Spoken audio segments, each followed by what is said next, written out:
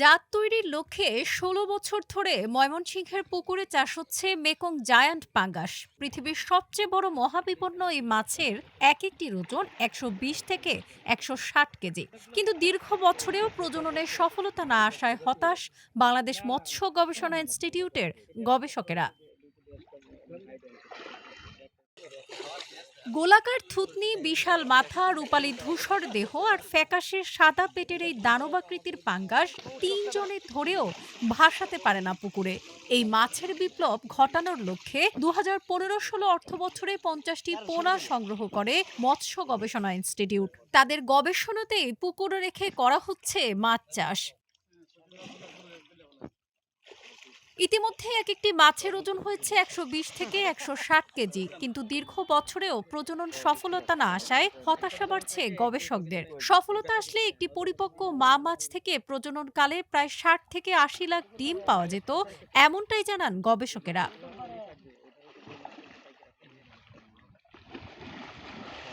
ভিয়েতনামের মেকং যে নদী আছে, এটা মেকং নদীতে কিন্তু এটা মাইগ্রেশন করে। তো এখন পুকুরে চাষ করা হচ্ছে। আহ, এটা যেহেতু মাইগ্রেটরি ফিশ, পুকুরে আবদ্ধ জায়গায় চাষ করা হচ্ছে, যার ফলে এর গ্রোথও আসলে আশানুরূপ গ্রোথ না।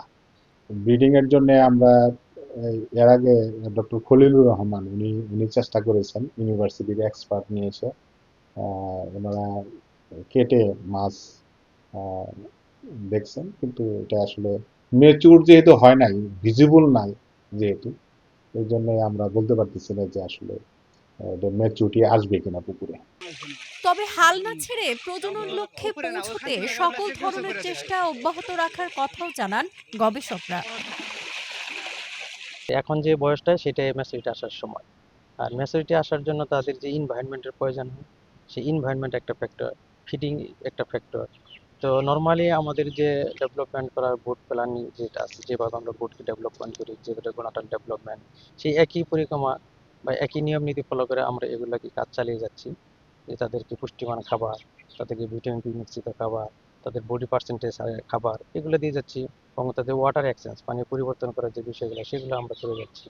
এখন যেহেতু ডোমেস্টিকেশনই প্রথম, আগে মাছটা আমাদের দেশের এনভায়রনমেন্টের সাথে, আমাদের দেশের পুকুরের সাথে, আমাদের ওয়াটার বডির সাথে তাদের অ্যাডজাস্টমেন্টটাই হলো ফ্যাক্টর।